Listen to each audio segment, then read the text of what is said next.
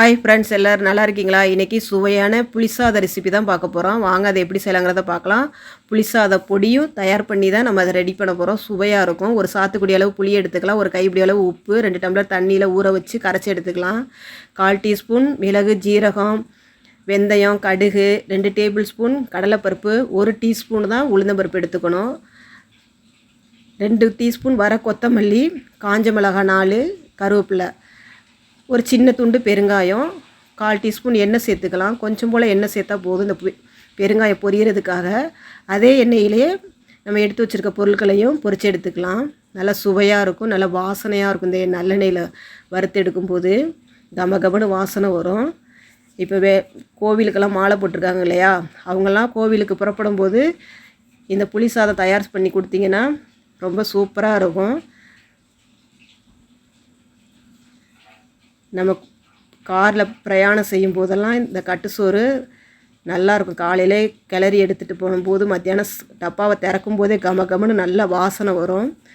சாப்பிட சாப்பிட இந்த புளி சாதம் சாப்பிட்டுக்கிட்டே இருக்கணும் போல் தோணும். அப்படி இருக்கும் சுவை. இது போல் நீங்கள் வறுத்தெடுத்து செஞ்சு பாருங்கள். ஒரு பிளேட்டில் கொட்டி ஆற வச்சிடலாம். ஆற வச்சு மிக்ஸி ஜாரில் கொரப்பாக அரைச்சி ஒரு ஏர்டைட் பாக்ஸில் ஸ்டோர் பண்ணிக்கிட்டிங்கன்னா தேவைப்படும் போது யூஸ் பண்ணிக்கலாம். அடுத்து அதே வாணலில் 6 டேபிள் ஸ்பூன் நல்லெண்ணெய் சேர்த்துக்கலாம். 1/4 டீஸ்பூன் கடுகு பொரிய விட்டு, 2 டேபிள் ஸ்பூன் வேர்க்கடலை, கடலைப்பருப்பு, உளுந்தம்பருப்பு, 4 காஞ்ச மிளகாய், கருவேப்பிலையெல்லாம் போட்டு நல்லா பொரிச்சிக்கலாம். எண்ணெயிலே நல்ல வாசனை ஒரு வரைக்கும் பொரிஞ்ச உடனே நம்ம கரைச்சி வச்சுருந்த புளி தண்ணியை சேர்த்துக்கலாம். நல்லா மஞ்சத்தூள் சேர்த்து கரைச்சி வச்சுருக்கோம், அதையும் சேர்த்து நல்லா கொதி விடலாம். நல்லா கொதித்து எண்ணெய் பிரிஞ்சு வர வரைக்கும் நல்லா வத்தட்டும். நம்ம ஆற வச்சுருக்க பொருளை மிக்ஸி ஜாரில் சேர்த்து ஒரு பொடி பண்ணிடலாம். நல்லா கொரப்பாக அரைச்சிட்டு வந்துடலாம். பாருங்கள், ஆறிடுச்சு. அப்படியே மிக்ஸி ஜாரில் போட்டு கொரப்பாக அரைச்சி நம்ம ஒரு ஏர்டைட் பாக்ஸில் போட்டோம்னா தேவையானப்போ நம்ம புளி சாதம் தயார் பண்ணுறதுக்கு ஈஸியாக இருக்கும். பாருங்கள், ஒரு பாக்ஸில் கொட்டி வச்சுக்கிட்டேன். இது போல் நிறையா ரெடி பண்ணி வச்சுக்கலாம். பொரியல் செய்யும்போது கூட கொஞ்சம் போல் தூவிட்டோம்னா டேஸ்ட் அட்டகாசமாக இருக்கும், சுவை அதிகரிக்கும்.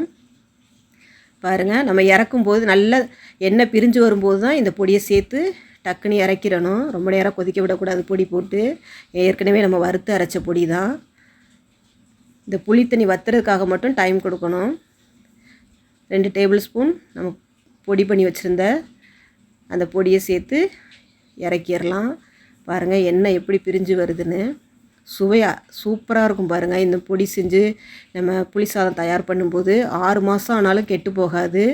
நம்ம சாம்பார் ரசம் வைக்கும் போதெல்லாம் சாதம் நிறைய இருந்துடும், சாப்பிட முடியாமல். அந்த நேரத்தில் இந்த புளி சாதம் போட்டு கிளறி சாப்பிட்டோம்னா சாதம் காலியாயிரும். சாதம் மிச்சமாயிருச்சேன்னு கவலைப்படாதீங்க. இந்த புளி சாத தொக்கு இருந்தாலே போதும், நமக்கு சாதம் மிச்சமாகாது. பாருங்கள், ஒரு டப்பாவில் ஸ்டோர் பண்ணி வச்சுக்கலாம், ஆற வச்சு தேவைப்படும் போது யூஸ் பண்ணிக்கிறதுக்கு. இந்த மழை காலத்துலலாம் நல்லா சாப்பிட்றதுக்கு நல்லாயிருக்கும். கொஞ்சம் போல் தான் நான் எடுத்திருக்கேன். அதில் நல்லா ஆற வச்ச சாதத்தை எடுத்துக்கலாம். சாதம் உதிரி உதிரியாக இருக்கணும் இந்த புளி சாதத்துக்கு. அப்போ தான் டேஸ்ட் நல்லாயிருக்கும். குலைவாக இருக்கக்கூடாது. 1/4 டீஸ்பூன் இந்த புளி சாத தொக்கு இருந்தாலே 2 தட்டு சாதம் சாப்பிட்றலாம். பாருங்கள், அவ்வளோ ருசியாக இருக்கும். உங்கள் ஃப்ரெண்ட்ஸுக்கெல்லாம் ஷேர் பண்ணுங்கள், சப்ஸ்கிரைப் பண்ணுங்கள். நீங்கள் சப்ஸ்கிரைப் பண்ணி ஆதரவு கொடுத்தா தான் நான் அடுத்தடுத்து புத்தம்புது வீடியோக்கள் போட சப்போர்ட்டிவாக இருக்கும். லைக் பண்ணுங்கள். இந்த சாதத்துக்கு உருளைக்கிழங்கு பொரியல் செஞ்சுருக்கேன். வாங்க டேஸ்ட் பார்த்துடலாம். பாருங்கள், கலந்து கொடுத்தாச்சு. புளி சாதம் எவ்வளோ சூப்பராக இருக்குது பாருங்கள். சுவை அட்டகாசமாக இருந்துச்சு. உருளைக்கிழங்கோடு சாப்பிடும்போது சுவை சொல்லவா வேணும். பாருங்கள், டேஸ்ட் பார்த்துடலாம். ஆஹா, என்ன ஒரு அருமை. மறந்தனா பக்கத்தில் உள்ள பெல் ஐக்கானை கிளிக்